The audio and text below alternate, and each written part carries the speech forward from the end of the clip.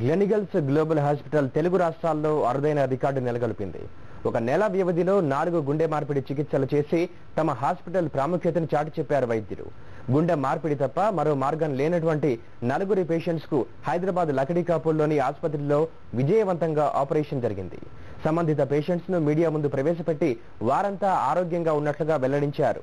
రోగుల ప్రాణాలను కాపాడమే ధ్యేయంగా తాము ఎప్పటికప్పుడు ఆధునిక వైద్య సేవలను అందుబాటులోకి తీసుకొస్తున్నట్లు హాస్పిటల్స్ ఎండీ డాక్టర్ రవీంద్రనాథ్ తెలిపారు. There are no more patients. There are successfully heart transplanted persons leading normal life, and this is something which, as you all know, we are pioneers in transplantation.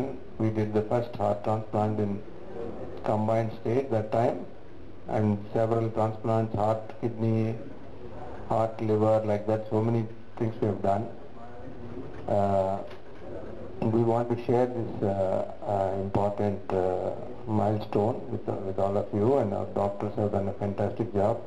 ఈ heart fail అయిపోయిన కారణం వల్ల 20% pumping capacity 25% pumping కెపాసిటీలో pump చేస్తుంది. So enough blood అని చేరవు.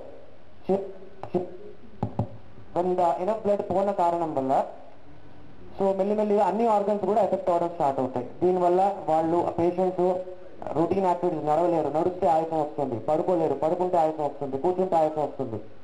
So ఈ heart failure ఒక్కసారి diagnose అయిపోతే 5 పేషెంట్స్లో 1 yearలో ఒక పేషెంట్ ఉండడు.